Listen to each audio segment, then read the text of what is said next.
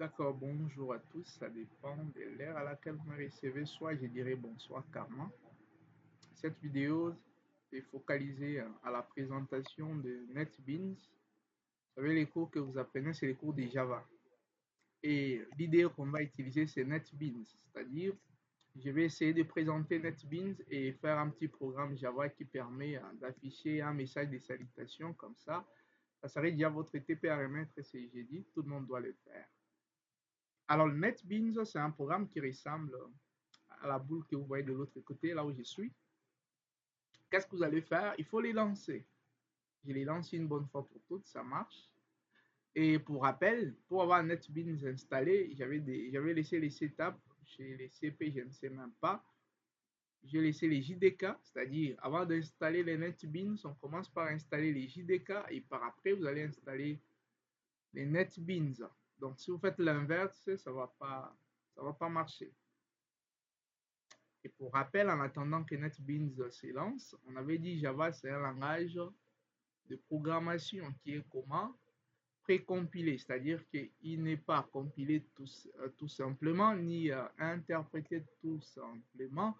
Il est précompilé, qui veut dire qu'en Java, il y a des opérations qui se passent. Il y a la compilation, en même temps, il y a l'interprétation. On avait dit, c'est quoi la compilation? C'est le fait que un langage, lors de l'exécution du programme, ça exécute tout en bloc et s'il y a des erreurs syntaxiques, ça les décèle et vous pouvez les voir en bloc. Ça, c'est ce qu'on appelle plutôt un langage compilé, comme les langages C, comme les langages C++, les VBNet, ce sont des langages qui sont dits compilés. Il y a les langages interprétés. Interprété veut dire lors de l'exécution du code, les langages vérifient ligne par ligne. C'est comme on fait l'interprétation à l'église. Quand l'orateur parle, il faut qu'il se taise pour que l'interprète puisse interpréter ce qu'il a pu dire. Mais au cas où il y a une erreur du côté de l'interprète, l'orateur doit s'arrêter, insister de sorte que l'interpréteur ou l'interprète, allais-je dire, puisse bien interpréter ce qui a été dit. Donc, c'est ça un langage interprété. C'est-à-dire l'exécution se fait ligne par ligne. S'il constate qu'à la première ligne, il y a erreur, il se limite là, il va isoler le reste des lignes. Voilà, voici les NetBeans qui est lancé.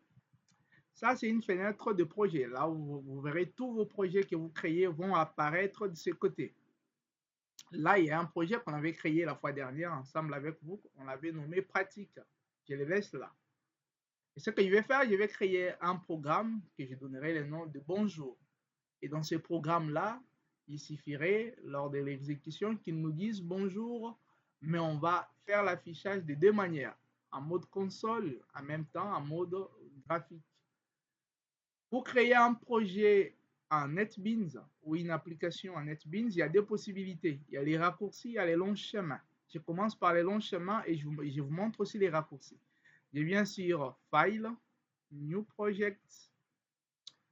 Après New Project, ici on garde côté catégorie, il faut prendre Java et côté Project, il faut prendre Java Application. Mais dès le départ, déjà, ces deux options sont déjà sélectionnées. Ça ne vaut pas la peine de prendre assez de temps là-bas. Il faut passer car c'est déjà sélectionné par défaut. Mais si jamais ce n'est pas sélectionné, c'est à vous de bien définir ça pour que vous n'ayez pas d'erreur. Et par après, il faut dire Next. Et après, là, il demande project name, c'est-à-dire le nom de l'application. Vous savez, le nom de l'application, selon les normes de programmation, ça doit au moins commencer avec une lettre en majuscule. Je vais dire, par exemple, bonjour. Le programme se nomme bonjour. Oh là, bonjour, voilà. Après, vous allez dire finish. Vous patientez. OK, le projet est créé dans la joie et la bonne humeur. Alors, ce que vous allez faire ici, si vous venez ici, il y a notre projet qu'on a créé qui s'appelle Bonjour. Je peux les défiler en cliquant sur le plus. Vous voyez, au-dedans, il y a ce qu'on appelle les sources package. Package n'est rien autre qu'un conteneur dans lequel on peut mettre les objets. En d'autres termes, je peux l'appeler un dossier dans lequel on peut stocker les objets. Alors, ça, on appelle ça les sources package, c'est-à-dire que les dossiers principaux ou les conteneurs principaux dans lesquels on trouve tous les conteneurs. Alors, si vous ouvrez les sources package, on a créé un projet qui s'appelle Bonjour. Quand j'ouvre les sources package, je trouve un autre package qui s'appelle bonjour encore. Alors, au-dedans de ces packages, je vais trouver maintenant notre classe dans laquelle nous allons mettre les codes qui s'appelle bonjour.java. Donc, tout fichier Java a comme extension .java. Si vous créez un fichier Java, son extension sera .java, comme vous pouvez le voir ici, .java. Voilà. Et là, la classe est bel et bien là. Vous voyez qu'il y a des commentaires, il y a des lignes favorables pour nous. Je vais effacer les commentaires pour que vous ayez la possibilité de voir la structure des bases d'un programme en Java. Ça, ce sont des commentaires, je peux les enlever. Et de l'autre côté, commentaires, je les enlève. Et ce sont des commentaires aussi, je les enlève. Et là, je peux aussi enlever les commentaires. Et je vais encore, voilà, ça, je peux laisser ça d'abord, c'est bien. Je vais essayer de réduire la taille du code pour que tout soit clair. Je viens sur Tools, je pense. Après, Options. Je viens sur Font and Color. Après, je vais venir sur Font. Là où il y a point de suspension, je clique. Je prends la taille 14, c'est mieux pour moi, soit la taille 18 pour les Ivoiriens, ceux qui ne voient pas bien.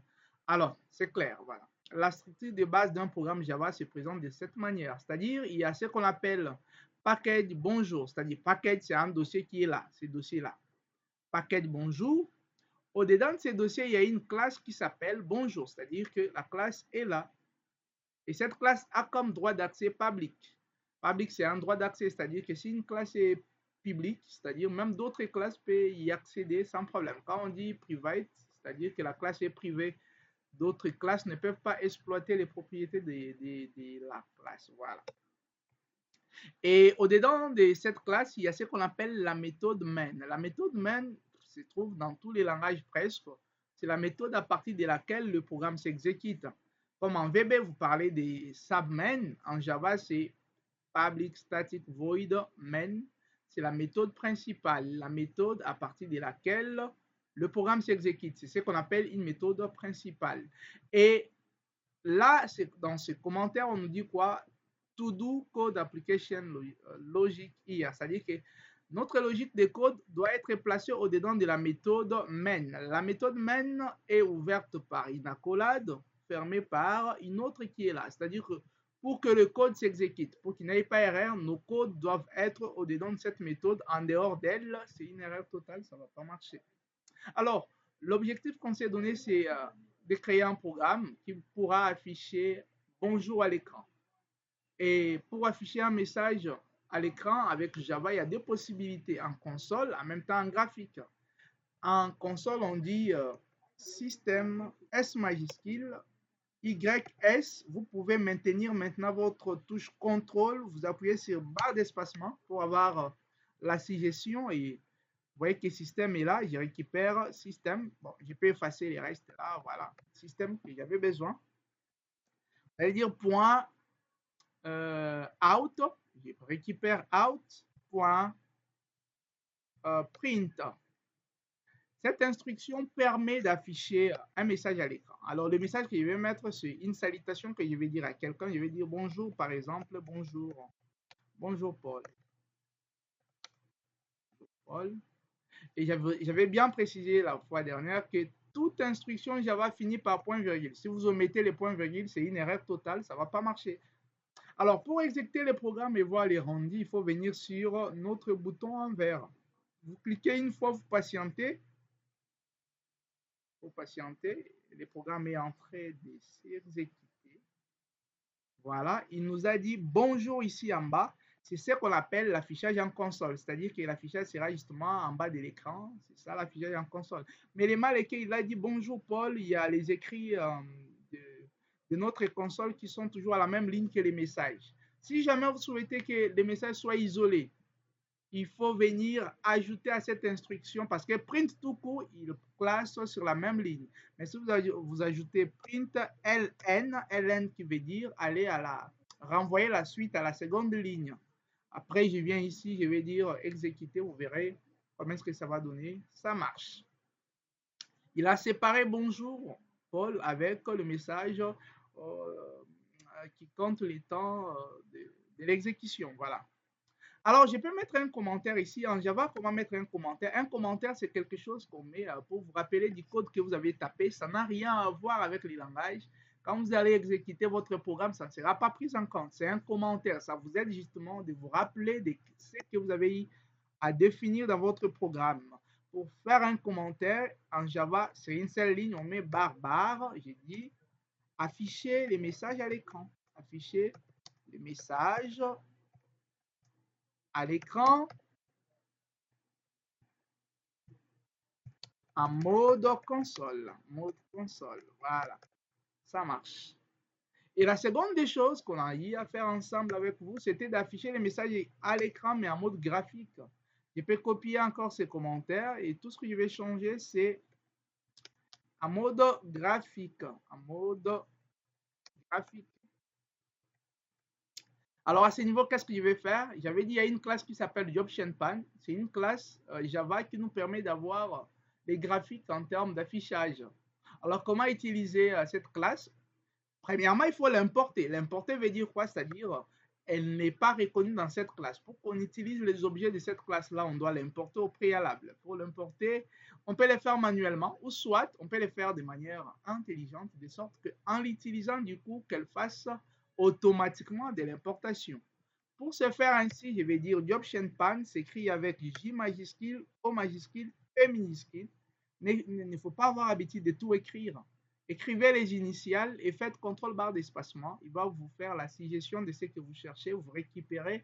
Ça va aller très, très rapidement.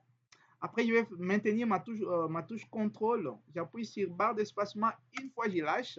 Il me donne la suggestion et il y a JobShapePan qui est là en entièreté. J'ai double-clic là. Vous voyez, il m'a importé ça automatiquement. Alors, si vous n'arrivez pas à faire ce que je viens de faire, il faut le faire manuellement. C'est-à-dire, avant d'utiliser la classe JobShapePan, il faut l'importer en premier lieu. Vous dites import javax.swing.JobShapePan. C'est-à-dire que la classe JobShapePan se trouve dans la bibliothèque Swing. C'est comme ça qu'il faut le faire manuellement. Si jamais vous ne maîtrisez pas ce que je viens de vous montrer ici, commencez par import javax.swing.JobShapePan. Après, qu'est-ce qu'on va dire? On dit .show message dialog. .show message dialog. .show message dialog, c'est l'instruction Java qui permet d'afficher un message en graphique. Ça reçoit au minimum des paramètres, c'est-à-dire que pour que ça soit ça s'exécute sans erreur, au minimum des paramètres. Qu'est-ce que j'appelle paramètres? Paramètres, c'est ce qui se trouve entre parenthèses. On appelle ça les paramètres, soit les arguments. Minimum des arguments ou de paramètres, maximum 4. C'est-à-dire que la classe showMessageDialog reçoit au minimum des paramètres, maximum 4. Je commence d'abord par les deux paramètres. Pour les deux paramètres, le premier paramètre, c'est le mot-clé nil. Nil, le rôle est que notre message, notre boîte de messages soit centrée à l'écran. C'est ça le rôle de nil. Ça permet de centrer la boîte à l'écran. Et le deuxième argument, c'est les messages qu'on veut afficher. Là, je vais dire bonjour Paul. Bonjour Paul. C'est-à-dire que pour que cette boîte fonctionne, il faut qu'on ait des arguments au minimum. Il y a nil, en même temps, il y a les messages à renvoyer. Vous voyez qu'il n'y a pas d'erreur. Je peux essayer. Voilà, vous allez voir, j'ai un message, il me dit bonjour. C'est une bonne chose quand j'ai dit OK, le programme s'arrête. Si je redémarre encore, il va encore exécuter. Il ne veut pas me dire bonjour. Bon. Voilà, il va me dire bonjour. Voilà, ça y est. Ok, j'ai exécuté deux fois, c'est pas grave, j'arrête. C'était la lenteur de la machine, voilà. Alors, avec la même boîte, elle peut recevoir 4 paramètres. Les 4 paramètres veulent dire quoi? Regardez avec les deux paramètres qu'on a à définir, il y a les bonjours, et c'est bon, ça marche quand même comme ça. Il a aussi centré au milieu, c'est-à-dire qu'il a centré au milieu avec nil et les bonjours, il a affiché les messages. Mais regardez ici, sur la barre des titres, il a écrit message. C'est-à-dire que nous, on peut modeler ça. On peut écrire que c'est une boîte de salutations. On change, on enlève plutôt message, on met salutation. En même temps, on peut modifier cette icône. Cette icône, c'est-à-dire d'écrire la nature du message. Si c'est un message d'avertissement, il faut mettre l'icône d'avertissement. Si c'est un message d'information, vous mettez l'icône d'information. Par défaut, ça vient avec l'icône d'information. Supposons qu'on veut afficher un message d'avertissement. On dit attention. Ici, on doit mettre l'icône d'avertissement. Alors, dans ce cas, il faut argumenter. Il faut donner au fait 4 arguments. Les 4 arguments pour que cela soit fait. C'est-à-dire, on va modifier les titres du message, l'icône aussi, et ce qui fait déjà 4 arguments. Comment les faire? On va reprendre la même chose. J'ai dit Option Pan, JPO, P, contrôle, barre d'espacement. Il me donne l'entièreté, point, show message dialog, show WM pour que ça vienne bien, show message dialog. Ici, je dirais nil. OK. Ici, je vais afficher les messages. Je dis bonjour. Bonjour, Paul. Voilà. Et de l'autre côté, j'ai dit virgule. Le deuxième argument, c'est le titre du message ou le titre de la boîte. J'ai dit salutation. Salutation. Et le quatrième argument, c'est, il faut sortir des guillemets, le quatrième argument, c'est le type d'icône à afficher. Non, non, les messages, j'avais dit, ça doit être un avertissement. Ici, je vais dire attention, parce qu'il va afficher l'icône d'avertissement. Attention, voilà. Attention, ça s'écrit comme ça. Ça s'écrit comme ça, bravo à moi-même. Sinon, allez corriger chez vous. Voilà, attention. Et de l'autre côté, je vais dire le titre de la boîte, avertissement. Avertissement. Avertissement. Et pour terminer, il doit afficher l'icône d'avertissement. Pour le faire, il faut dire Option Pan. Option Pan. Point. Avertissement en anglais, c'est warning message. Warning message. Warning W. Warning message. Il n'y en a pas. Voilà, il y en a. Warning message. C'est-à-dire, les 4 arguments sont là. Le premier, nil, permet de centrer la boîte à l'écran. On peut centrer la boîte à l'écran. Le deuxième argument, c'est les messages à afficher. Le troisième argument, c'est les titres de la boîte. Et le quatrième, c'est l'icône des messages. J'avais dit, cette boîte peut fonctionner avec un minimum de 2 arguments. C'est-à-dire que nil est les messages. Nil qui permet de centrer au milieu et le message, c'est ce que vous souhaitez afficher.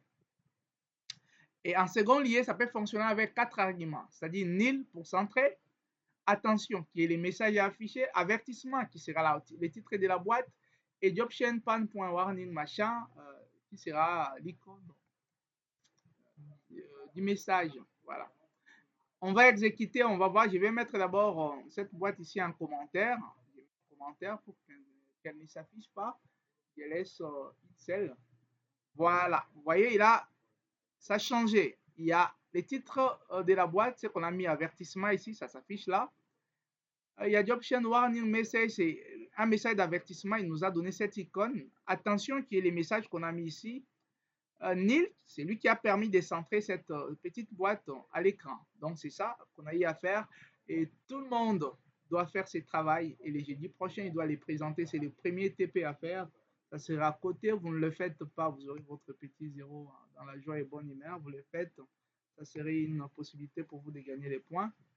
Donc, on se voit ce jeudi déjà. De bonnes choses à vous.